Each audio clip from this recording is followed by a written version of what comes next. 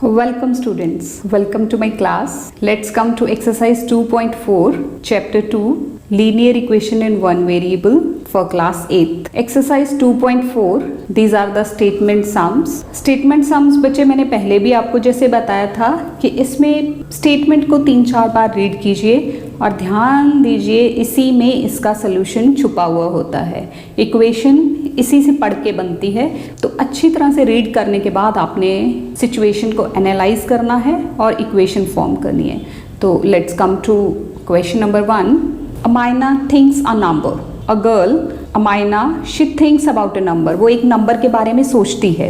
And subtract 5/2 from it, और उसमें से 5/2 माइनस करती है। सब्ट्रैक्ट मतलब माइनस। उसके बाद वो उस रिजल्ट को किससे मल्टीप्लाई करती है? She multiplies the result by 8। जो रिजल्ट आता है माइनस करने के बाद उसको वो 8 से मल्टीप्लाई करती है, और जो उसको नंबर मिलता है वो जो उसने नंबर सोचा होता है उसका 3 टाइम्स होता है। ये रिडल्स भी होती है एक तरह की।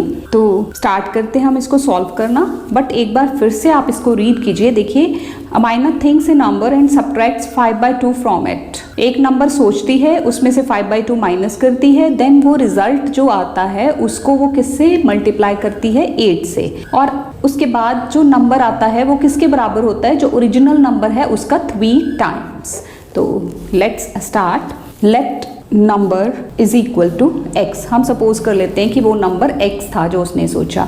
अब अकॉर्डिंग टू स्टेटमेंट क्या है? सब्ट्रैक्ट 5/2 फ्रॉम इट, तो एक्स माइनस 5/2, और ये जो आया रिजल्ट इसको किससे उसने मल्टीप्लाई किया? 8 से। और ये सारा जो है किसके इक्वल आया? 3 times the original number. Original number क्या था? एक्स। एक्स का 3 टाइम्स मतलब 3x। टाइम्स का मतलब होता है मल्टीप्लाई। तो हमारी इक्वेशन क्या बन गई? ये देखिए, 8 bracket x minus 5/2 is equal to 3x। अब हम 8 से इसको मल्टीप्लाई कर देंगे। 8 से ये भी मल्टीप्लाई, 8 से ये भी मल्टीप्लाई। तो 8 into x 8x minus 5/2 into 8 is equal to 3x। अब यहाँ देखिए, 2 1s 2 4s, तो 8x minus 5 4s 20 is equal to 3x। ये देखिए, अब आप इक्वेशन फॉर्म में पहुंच चुके हैं। अब आप वही अपना रूल लगाएंगे, transposing the terms. Like terms एक तरफ, दूसरी एक तरफ, और साइड चेंज होगी तो साइन चेंज होगा। ये 2 रूल्स हैं इक्वेशन को सॉल्व करने के, जो कि मैं बार बार आपको बताती हूँ। तो 8x माइनस 3x, माइनस क्यों लगाया? क्योंकि यहाँ प्लस का है, इस तरफ आएगा तो माइनस हो जाएगा। और ये माइनस का 20 है, इसकी साइड चेंज होगी तो साइन चेंज प्लस का 20 हो जाएगा। This is 5x is equal to 20, x is equal to 20/5। ये 5 यहाँ डिवाइड करेगा, तो 5 1s 5 4s, तो x इज इक्वल टू 4। तो x क्या था? वो नंबर था जो उसने सोचा। तो रिक्वायर्ड नंबर जो हमारा आंसर है वो क्या है? Required number is 4।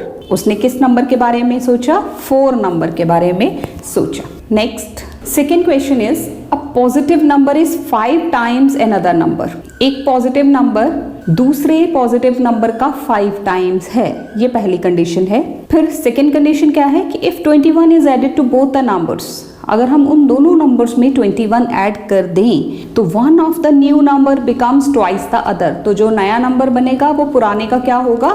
डबल होगा। तो find the number. Let's start. Let number is equal to one number x और अनदर नंबर, दूसरा नंबर हम क्या लेंगे? Other number is equal to उसका 5 टाइम्स, यानी कि 5x। अब स्टेटमेंट क्या कह रही है? According to statement, if 21 is added to both, दोनों नंबर्स में हम 21 ऐड कर दें, इधर भी और इधर भी, अगर हम 21 ऐड कर दें तो ये जो नया नंबर है इसका डबल हो जाएगा, यानी कि पुराने को 2 से मल्टीप्लाई करना पड़ेगा। Become twice. ट्वाइस मतलब 2 टाइम्स, डबल। द डबल हो, ट्वाइस हो, 2 टाइम्स हो, it means it is multiplied by 2. तो let's open it। 2x plus 21 into 2, इसको भी मल्टीप्लाई, x को भी 2 से, 21 को भी 2 से, तो 21 into 2 42। This is equal to 5x plus 21। अब transposing 2x minus 5x is equal to 21 minus 42। Side change तो sign change. This is minus 3x। माइनस क्यों आया? क्योंकि एक टर्म प्लस की एक माइनस की, हम करेंगे माइनस और साइन ग्रेटर टर्म का आएगा। यहाँ पे भी सेम -21। अब देखिए इक्वल टू के दोनों तरफ माइनस लगा हुआ है, तो इसको आप यहाँ भी सीधे भी कैंसिल कर सकते हैं। तो x इज इक्वल टू 21/3, ये 3 यहाँ मल्टीप्लाई हो रहा था, यहाँ आके डिवाइड कर जाएगा। तो x इज इक्वल टू 3, ये 7 हो गया कैंसिल करके। तो हमारा 1 नंबर क्या हो गया, 1 नंबर इज इक्वल टू, पहला नंबर हमने क्या लिया था x मीन्स 7, अदर नंबर जो दूसरा नंबर था इसके साथ का वो क्या था 5x, 5 into 7, 5 7s are other number 5x, 5 into 7 this is 35। तो 2 numbers are, जो हमारे required numbers हैं, 2 numbers are 7 and 35। this is the answer. एक नंबर 7 है, एक 35 है। चलिए जी अब हम मूव करते हैं क्वेश्चन नंबर 3 पे। क्वेश्चन नंबर 3, हाँ जी देखिए question number 3, sum of the digits of a 2 digit number is 9। एक 2 डिजिट का नंबर है, 2 डिजिट का नंबर समझते हैं जिसमें 2 डिजिट्स होते हैं, जैसे 12 हो गया, 21 हो गया, 37 हो गया, इस तरह का 2 डिजिट का नंबर है और उसमें उनका सम दोनों डिजिट्स को प्लस कर दिया जाए तो कितना आता है 9। ये पहली कंडीशन है। दूसरी कंडीशन क्या है, when we interchange the digits, जब हम डिजिट्स को इंटरचेंज करते हैं, इंटरचेंज मतलब उनकी पोजीशन चेंज करते हैं, यानी कि वंस वाला टेंस पे, टेंस वाला वंस पे लिखते हैं। जैसे कोई नंबर अगर सपोज मैं एग्जांपल के लिए बोल दूं कि 27 है, तो अगर उसके डिजिट्स को इंटरचेंज करेंगे तो क्या बन जाएगा 72। हमने पोजीशन चेंज कर देनी है डिजिट्स की। तो when we interchange the digits, तो वो कहते हैं कि अगर डिजिट्स की जगह बदल दी जाए तो नया नंबर जो बनेगा वो ओरिजिनल नंबर से कितना बड़ा है, is greater than the original number by 27। What is the 2 digit number, वो 2 डिजिट नंबर कौन सा है जिसकी हम बात कर रहे हैं। तो देखिए हम स्टार्ट करते हैं। इस क्वेश्चन को ना आप ध्यान से समझिएगा, ये थोड़ा सा लेंथी होता है but it is very important. तो let digit at ones place, हम सपोज कर लेते हैं कि हमारा वंस प्लेस का डिजिट क्या है x, तो टेंस प्लेस वाला क्या हो जाएगा। अब चूंकि दोनों का सम कितना था 9, तो 9 माइनस x जो है वो दूसरा हो जाएगा। तो अब नंबर क्या बन जाएगा, नंबर इज, देखिए नंबर कैसे बनता है, जैसे मैं बोलूँ 27 तो उसकी एक्सपेंडेड फॉर्म क्या होती है 7 7, और जो टेंस पे 2 है उसको 2 into 10 करते हैं तभी 27 होता है। जो टेंस प्लेस पे होता है वो 10 से मल्टीप्लाई होता है, जो वंस प्लेस पे होता है वो 1 से मल्टीप्लाई होता है। तो नंबर क्या बनेगा, ये वंस वाला 1 से मल्टीप्लाई करेंगे तो सेम रहेंगे, प्लस एक्सपेंडेड फॉर्म को याद कीजिए दिमाग में, तो ये है टेंस डिजिट वाली, तो इसको 10 से मल्टीप्लाई करेंगे। आप इसको देखिए ऐसे, जैसे 27 सपोज नंबर है तो कैसे लिखेंगे इसकी expanded form, 2 into 10 plus 7 into 1, 7 into 1 चाहे आप ना भी लिखें, वही मैंने यहाँ पे किया है। ये वंस वाला वंस प्लेस पे प्लस टेंस वाला टेंस प्लेस पे आके उसको 10 से मल्टीप्लाई कर दिया, ठीक है। This is the number, solve कीजिए। 10 into 9 90 minus 10x plus x, तो नंबर क्या बन जाएगा 90 माइनस 9x, इन दोनों को सॉल्व करके minus 9x, this is the number. अब अगली कंडीशन क्या है कि अगर डिजिट्स को इंटरचेंज कर दें, इफ डिजिट्स आर इंटरचेंज्ड, अगर उनको इंटरचेंज किया तो न्यू नंबर क्या बनेगा। अब न्यू नंबर इज, देखिए अब टेंस वाली जगह पे क्या लिखूं, वो जो पहले वंस पे था, और वंस वाली जगह पे क्या लिखें, जो पहले टेंस पे था, इसका रिवर्स कर दिया हमने। तो ये क्या बन गया 10 into x 10x plus 9 minus x, अब 10x minus x 9x plus 9, ये हो गया हमारा न्यू नंबर। अब स्टेटमेंट के अकॉर्डिंग क्या है, if we thus interchange the digits, the resulting number is greater than the original number by 27। अगर हम डिजिट्स को इंटरचेंज करते हैं तो नया नंबर पुराने वाले नंबर से 27 बड़ा है, यानी कि आप पुराने वाले नंबर में, ये पुराने वाला नंबर ओल्ड नंबर, इसमें आप क्या ऐड कर दीजिए 27, तो वो न्यू नंबर के बराबर आ जाता है। This is the condition. चलिए अब इसको सॉल्व करते हैं। 90 प्लस 27, 90 प्लस 27 कितने हो जाएंगे, this is 117 minus 9x is equal to 9x plus 9। आप देखिए इक्वेशन फॉर्म हो गई है। अब आप इसके ट्रांसपोजिंग करेंगे, माइनस 9x, अब ये वाला इधर माइनस 9x, और ये 9 अपनी जगह पे -117, दिस इज -18x, क्योंकि दोनों टर्म्स माइनस की हैं, करना प्लस है, साइन माइनस का आएगा, और यहाँ -108, माइनस का साइन क्यों आया, क्योंकि ग्रेटर टर्म का साइन माइनस है। तो अब ये देखिए माइनस और माइनस दोनों तरफ से कैंसिल हो जाएगा, तो x is equal to 108 divided by 18। जब आप इसको 18 से डिवाइड करेंगे तो ये क्या आ जाएगा, 18 6, तो ये 6 आ जाएगा, तो x इज इक्वल टू 6। अब ये x आया, x क्या था, डिजिट एट वंस प्लेस, तो टेंस प्लेस वाला वंस प्लेस वाला डिजिट क्या होगा, ones place digit is equal to 6, तो tens place that is equal to 9 minus x, 9 minus 6 3। तो अब देखिए नंबर क्या बन जाएगा, नंबर इज, जो हमें नंबर चाहिए वो क्या होगा, वंस वाला वंस पे लिखेंगे, टेंस वाला टेंस पे लिखेंगे, तो number is 36. 36 is the required number.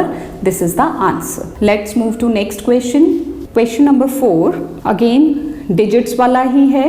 One of the digits of a 2-digit number is 3 times the other number. आप देखिए यहाँ सिचुएशन क्या दी है कि एक डिजिट, 2 डिजिट का एक नंबर है, उसका एक डिजिट दूसरे का 3 टाइम्स है। If you interchange the digits, अगर आप डिजिट्स को इंटरचेंज करते हैं, यानी वंस का टेंस, टेंस का वंस करते हैं, तो number and add the resulting number two the original number, और ओरिजिनल नंबर और नए नंबर को ऐड करते हैं तो आपको क्या मिलेगा, 88। Find the number, let's find it. Let digit at ones place is equal to x, तो टेंस वाला, ये मैं लेट कर रही हूँ, टेंस प्लेस वाला डिजिट क्या आ जाएगा, digit at tens place is equal to, उसका वो 3 टाइम्स है, इट इज गिवन, तो वो 3x आ जाएगा।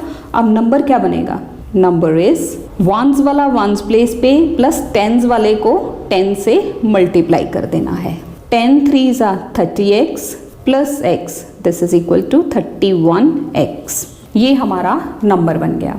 अब कंडीशन क्या है, if you interchange the digits, when digits are interchanged, अगर वो अपनी पोजीशन, अपनी जगह चेंज करते हैं तो न्यू नंबर क्या बनेगा, new number is equal to, अब देखिए रिवर्स हो जाएगा, ये पहले टेंस प्लेस पे था, अब ये वंस प्लेस पे लिखेंगे, प्लस टेंस प्लेस पे क्या लिखेंगे, वो जो वंस प्लेस वाला था उसको 10 से मल्टीप्लाई करके लिखेंगे, तो 10 into x that is 10x plus 3x, this is 13x। New number क्या बन गया, 13x। अकॉर्डिंग टू स्टेटमेंट, जब हम इन दोनों नंबर्स को ऐड करते हैं 31x प्लस 13x, तो हमारे पास आंसर क्या आता है, 88। It is given when you add the resulting number two the original number, आपको मिलेगा 88, यू विल गेट 88। अब आप इसको प्लस कीजिए, 44x इज इक्वल टू 88, तो x is equal to 88 upon 44, ये 44 यहाँ मल्टीप्लाई में है, यहाँ डिवाइड हो जाएगा, तो x इज इक्वल टू, हम इसको कैंसिल करेंगे, 44 1s are 44 2s are 88, तो x इज इक्वल टू 2, यानी कि एक डिजिट हमें मिला 2, तो digit at ones place is equal to 2, और टेंस वाला टेंस प्लेस पे 3x, यानी कि 3 इंटू 2 6, तो नंबर क्या बनेगा, नंबर इज, ये देखिए वंस वाला वंस पे, टेंस वाला टेंस पे 62, और 26 भी हो सकता है, क्योंकि यहाँ मैंने लेट किया था वंस प्लेस पे x है, जबकि क्वेश्चन में हमें ऐसा कुछ नहीं दिया हुआ, हमें ये कहा था one of the digits of A 2 digit number is 3 times other, उसमें फर्स्ट भी 3 टाइम्स हो सकता है, सेकेंड वाला भी 3 टाइम्स हो सकता है, तो ये हमारी सपोजिशन थी, तो नंबर बोथ वे में आएगा, रिजल्ट जो हमारा नंबर है या तो वो 62 होगा या 26 होगा, this is the answer. Either it is 26 or it is 62. This is the required answer. Question number 5. Here is question number 5. Shubhu's mother's present age is 6 times Shubhu's present age. Shubhu और उसकी mother की age का comparison दिया हुआ है कि शुभू की mother की एज कितनी है आज की, प्रेजेंट मतलब जो आज उनकी प्रेजेंट एज है वो कितनी है, इज 6 टाइम्स शुभूज प्रेजेंट एज, जो आज शुभू की एज है उसकी मदर की एज उससे 6 टाइम्स है। Shubhu's age 5 years from now मतलब आज से 5 साल बाद आगे, will be 1/3 of his mother's present age, जो उसकी मदर की प्रेजेंट एज है उसका 1/3 बन जाएगी। तो सॉल्व करते हैं। Let Shobo's present age is equal to x years. हम सपोज कर लेते हैं कि उसकी आज की एज x ईयर्स है, तो मदर की क्या आ जाएगी, मदर्स प्रेजेंट एज, आज की एज मदर की उसकी 6 टाइम्स है तो 6x ईयर्स हो जाएगी। अब according to statement, Shobo's age 5 year from now, 5 साल बाद क्या होगा, उसकी एज में 5 ईयर्स प्लस हो जाएंगे। जैसे आप अभी अगर 15 ईयर्स के हैं तो 5 साल बाद आपकी एज क्या होगी, 15 + 5 25 ईयर्स ऐड हो गए। सेम वे उसकी एज आज की x हमने ली हुई है तो 5 ईयर्स के बाद कितनी हो जाएगी, x + 5। और ये जो एज है ये मदर की एज, आज की एज का 1/3 हो जाएगी। This is the condition. Mother की जो आज एज है 6x, ये जो उसकी 5 साल की बाद की एज है उसकी प्रेजेंट एज का 1/3 बनेगी। सॉल्व कीजिए। x + 5 इज इक्वल टू, ये देखिए यहाँ पे 6x/3 हो जाएगा, 3 2s, तो ये आ जाएगा x + 5 is equal to 2x। x - 2x, ये ट्रांसपोजिंग कर रहे हैं हम तो ये इस तरफ आएगा -5। अब यहाँ देखिए -x, 2x - 1x, x with greater terms sign तो माइनस आ जाएगा इज इक्वल टू 5। तो x इज इक्वल टू, ये देखिए दोनों तरफ से नेगेटिव नेगेटिव कैंसिल, तो x इज इक्वल टू 5। यानी कि शुभू की आज की एज क्या है, शुभूस present age is equal to क्या ली थी x, तो x मीन्स 5 ईयर्स। और मदर की क्या है present age, mother's present age is equal to कितनी थी, 6 टाइम्स, तो 6x यानी कि 6 × 5, 6 5s 30 ईयर्स। तो मदर की एज 30 ईयर्स और शुभू की age 5 years. This is the answer. Let's move to question number 6. Question number 6 is, there is a narrow rectangular plot. एक rectangle शक्ल का plot है। The length and breadth of the plot are in the ratio 11:4.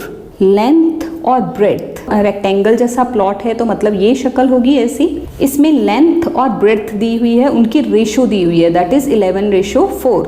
तो 11 जब ratios दी होती हैं तो हम उसी ऑर्डर में x लगा के उनकी लेंथ और ब्रेड्थ को सपोज कर लेंगे। एट द रेट, अब कॉस्ट क्या है देखिए, ₹100 पर metre it will cost the village panchayat ₹75,000 to fence the plot. अब इस प्लॉट की फेंसिंग करनी है पंचायत ने, तो उसको टोटल कॉस्ट कितनी पड़ रही है। देखिए स्टूडेंट्स, जब फेंसिंग की बात होती है ना तो इट मीन्स पैरामीटर, क्योंकि फेंस होता है तार लगाना, तार हम हमेशा बाउंड्री पे लगाते हैं, तो बाउंड्री की जब भी बात होती है इट इज पैरामीटर। और जब एरिया की बात कब होती है, जब बीच के पोर्शन की बात होती है। तो अभी हम सिर्फ बाउंड्री की बात कर रहे हैं कि वो बाउंड्री पे फेंस लगा रहे हैं, फेंस मतलब तार लगा रहे हैं। और टोटल कॉस्ट कितनी पड़ रही है, 75,000 रुपीज़। और रेट क्या है, 1 मीटर फेंसिंग का रेट क्या है, ₹100 पर मीटर। तो यहाँ से आप पैरामीटर फाइंड आउट कर सकते हैं। सपोज जैसे आप लेट करते हैं, चलिए हम स्टार्ट ही कर देते हैं इसको करना। Let length is equal to 11x, तो ब्रेड्थ कितनी हो जाएगी, रेशो के अकॉर्डिंग चल रहे हैं हम, यहाँ लेंथ 11x तो ब्रेड्थ 4x।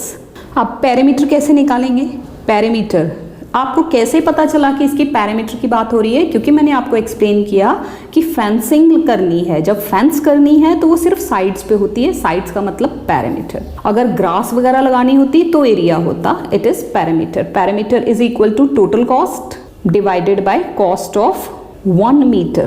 तो टोटल कॉस्ट कितनी है, 75,000 divided by cost of 1 metre कितना दिया, 100। तो आपको यहाँ से पैरामीटर मिल जाएगा। पैरामीटर इज इक्वल टू कितना हो गया, देखिए ये 2 zeros कैंसिल कर जाएंगे, this is 750 metres is the parameter. अब स्टूडेंट्स, पैरामीटर ऑफ रेक्टेंगल क्या होता है, 2l + b twice length plus breadth, ये रेक्टेंगल का पैरामीटर का फॉर्मूला होता है। This is equal to parameter 2, length क्या है 11x, ब्रेड्थ क्या है 4x is equal to 750। Parameter is 750। 2 जो है यहाँ मल्टीप्लाई में है तो यहाँ आके वो डिवाइड करेगा, इन टर्म्स को हमने प्लस किया, 11 + 4 हो गए 15, 750 डिवाइड बाय 2। अब हम इसको डिवाइड करेंगे 2 से, तो 2 3s 6, 1 2 7s 14 और 2 5s 10। This is 15x is equal to 375, तो x is equal to 375 divide by 15 से इसको डिवाइड कीजिए, दिस इज 25, तो x इज इक्वल टू 25। अब आपको x नहीं चाहिए, लेंथ और ब्रेड्थ चाहिए। x की वैल्यू आ गई 25, तो लेंथ कितनी होगी, length is equal to 11x था, 11x मतलब 11 इंटू 25, 11 इंटू 25 करेंगे तो 275, और breadth is equal to 4x यानी कि 4 into 25, this is 100 metre. These are the required dimensions of the plot मतलब लेंथ और ब्रेड्थ। तो डायमेंशंस ऑफ द प्लॉट आपने निकाल लिए, लेंथ आ गई 275, ब्रेड्थ आ गई 100 meters. This is all about question number 6. Now next question. This is half of a herd of deer are grazing in the field. Half of the herd क्या होता है, झुंड, deer हिरण, डियर का एक झुंड है जो ग्रेज कर रहा है फील्ड में। ग्रेजिंग मतलब घास चर रहा है, तो half of the herd of the deer are grazing in the field. पूरे झुंड का हाफ पोर्शन जो है वो ग्रेजिंग कर रहा है यानी कि घास खा रहा है। 3/4 ऑफ द रिमेनिंग, आधे जो हैं वो ग्रेजिंग कर रहे हैं, तो पीछे क्या बच गए, हाफ। टोटल 1 है, पूरा जो हर्ड है दैट इज कंसीडर्ड एज 1, तो उसका हाफ जो है वो क्या कर रहा है, ग्रेजिंग। तो हाफ जो बचा उसका 3/4 आर प्लेइंग कितने डियर कर रहे हैं, 3/4 of the remaining are playing, rest 9 और बाकी बचे 9, उनको ये सारी कैलकुलेशंस के बाद उसमें से 9 बच जाते हैं, दे आर ड्रिंकिंग वाटर। तो what is the total number of dear, यानी कि find the number of dear. Let number of dear जो सारे उस हर्ड में हैं, उस झुंड में जो हैं, उनका नंबर क्या है, number of deer is equal to x। Then grazing कितने कर रहे हैं, grazing number of deer grazing that is equal to half of total यानी कि हाफ ऑफ x। अब प्लेइंग जो प्ले कर रहे हैं वो कितने हैं, दैट इज 3/4 ऑफ रिमेनिंग, तो पूरे में से हाफ चला गया यहाँ, तो पीछे क्या रह गया, हाफ। इसको सॉल्व कीजिए, 3/8 x जो है वो प्ले कर रहे हैं, एंड ड्रिंकिंग वाटर जो वाटर ड्रिंक कर रहे हैं दैट दे आर 9, तो this is drinking water. Now according to statement क्या होगा कि इन सबको प्लस करके हमारा टोटल नंबर आना चाहिए, यानी कि half x plus 3/8x plus 9 is equal to x। अब यहाँ आप ट्रांसपोजिंग करेंगे, half x plus 3/8x minus x is equal to -9। ये जो टर्म्स हैं जब साइड चेंज करेंगी तो साइन भी चेंज हो जाएगा। तो दिस इज, अब आप इनका एलसीएम लीजिए, देखिए ये 8 एलसीएम में आ गया, यहाँ इंटू 4 होगा, एलसीएम और डिनोमिनेटर को सेम करने के लिए, दिस इज 4x, ये 8 ऑलरेडी 8 से सेम है और यहाँ 1 है तो into 8, this is equal to -9। 4 + 3 7 minus 8 7 और -8 -1 हो गया अपॉन 8 इज इक्वल टू -9। अब ये माइनस और ये माइनस कैंसिल हो जाएगा, तो x इज इक्वल टू ये यहाँ क्रॉस मल्टीप्लाई, ये क्रॉस मल्टीप्लाई कह लीजिए या आप ये कह लीजिए जैसे आप कहते हैं कि ये डिवाइड कर रहा है, इस साइड जाके मल्टीप्लाई हो जाएगा, तो x इज इक्वल टू 72, यानी टोटल नंबर ऑफ डियर कितना है, total number of deer is equal to 72। Total उस झुंड में, उस हर्ड में कितने डियर हैं, 72 हैं। This is all about this question. Now let's move to next question. This is a grandfather is 10 times older than his granddaughter। एक grandfather और एक ग्रैंडडॉटर की एज का कंपैरिजन है कि grandfather is 10 times older than his granddaughter, also he is 54 years older than her। और एक और कंडीशन दी है कि वो अपनी ग्रैंडडॉटर से कितना बड़ा है, 54 years, उसकी एज ज़्यादा है उससे। तो find their present ages. Let present age of granddaughter की प्रेजेंट एज x years ले लेते हैं, तो ग्रैंडफादर की प्रेजेंट एज क्या आ जाएगी, प्रेजेंट एज ऑफ ग्रैंडफादर उसका 10 times, तो 10x। अब अकॉर्डिंग टू स्टेटमेंट क्या गिवन है, स्टेटमेंट के अकॉर्डिंग क्या है, he is also 54 years older than her, यानी कि ग्रैंड डॉटर की एज में अगर 54 ईयर्स ऐड कर दें तो वो ग्रैंड फादर की एज के इक्वल हो जाएंगे।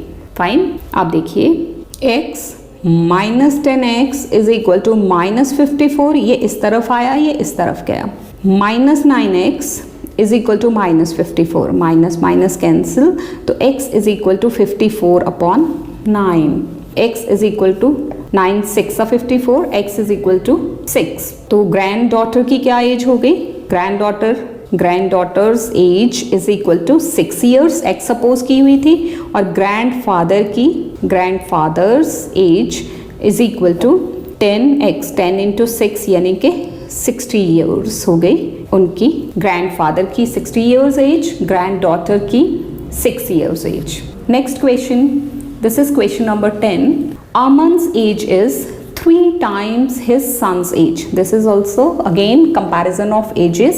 अमन की एज अपने सन की एज का कितना है, 3 टाइम्स। दूसरी कंडीशन 10 ईयर्स एगो मतलब पीछे, 10 साल पहले, he was 5 times his son's age, जितनी सन की एज उस टाइम थी और जो अमन की एज उस टाइम, उनमें रिलेशन क्या था कि 5 टाइम्स है वो। तो let's solve it. Let Aman's present age, आज की एज हम ले लेते हैं x। Let's Aman's son's present age, हम सन की एज लेते हैं x, क्योंकि सन छोटा है और उसकी अमन की एज, अमन इज फादर, तो उसकी एज उसका 6 टाइम्स है, तो अमन की एज क्या हो जाएगी, Aman's present age is equal to 3 times 3x। First हमने क्या लिया, let Aman's son's present age is equal to, जो उसका सन है, son's present age x, Aman's present age 3x, क्योंकि रिलेशन दिया हुआ है 3 का। 10 ईयर्स एगो, अब 10 साल पहले क्या होगा, अकॉर्डिंग टू स्टेटमेंट सब दोनों की एजेस में से हम 10 माइनस करेंगे, x माइनस 10 और 3x माइनस 10। अब इनमें रिलेशन क्या है, 10 years ago he was 5 times his son's age, ये जो सन की एज है इसका 5 टाइम्स करें तो ये बन जाता है। Now let's 5x minus 5 10s are 50 is equal to 3x minus 10। Transposing 5x minus 3x is equal to minus 10 plus 50, 2x is equal to 40। देखिए 5x माइनस 3x 2x हो गए, और यहाँ एक टर्म प्लस की एक माइनस की, हमने माइनस करना है, ग्रेटर टर्म का हमने साइन लगा दिया, तो x इज इक्वल टू 40/2 यानी कि 20। x क्या हो गया 20, x क्या थी son's age is equal to x, 20 years हो गई, और अमन की एज क्या हो गई, Aman's age is equal to 3x यानी कि 3 इंटू 20 60 ईयर्स हो गई अमन की एज। सन की एज 20 ईयर्स, अमन की age 60 years. This is all about this exercise students. These are the statement sums. जैसे कि मैंने पहले भी कहा था, स्टेटमेंट सम्स जो हैं वो टफ नहीं होते। स्टेटमेंट को 2 4 5 बार पढ़िए, उसी में से आपको उसकी इक्वेशन मिलेगी, देन इक्वेशन आपने सॉल्व करके उसका आंसर निकाल देना है। तो होप आपको ये समझ आया होगा। नेक्स्ट क्लास के लिए till then bye. Thank you very much for watching this video. ਇਹ 2 ਵੀਡੀਓਜ਼ ਮੈਂ ਤੁਹਾਡੇ ਲਈ ਹੋਰ ਸਿਲੈਕਟ ਕੀਤੀਆਂ, ਉਮੀਦ ਹੈ ਤੁਹਾਨੂੰ ਇਹ ਵੀ ਪਸੰਦ ਆਣਗੀਆਂ। ਨਾਲ ਹੀ ਤੁਹਾਡੇ ਨਾਲ ਸੰਬੰਧਿਤ ਪਲੇਲਿਸਟ ਵੀ ਮੈਂ ਅਟੈਚ ਕਰ ਦਿੱਤੀ ਹੈ। ਉਮੀਦ ਹੈ ਤੁਹਾਨੂੰ ਮੇਰੇ ਵੱਲੋਂ ਕੀਤੀਆਂ ਜਾਣ ਵਾਲੀਆਂ ਐਫਰਟਸ ਜ਼ਰੂਰ ਪਸੰਦ ਆ ਰਹੀਆਂ ਹੋਣਗੀਆਂ। ਚੈਨਲ ਨੂੰ ਸਬਸਕ੍ਰਾਈਬ ਜ਼ਰੂਰ ਕਰੋਗੇ। Thank you very much. ਮਿਲਦੇ ਹਾਂ ਅਗਲੀ ਵੀਡੀਓ ਵਿੱਚ।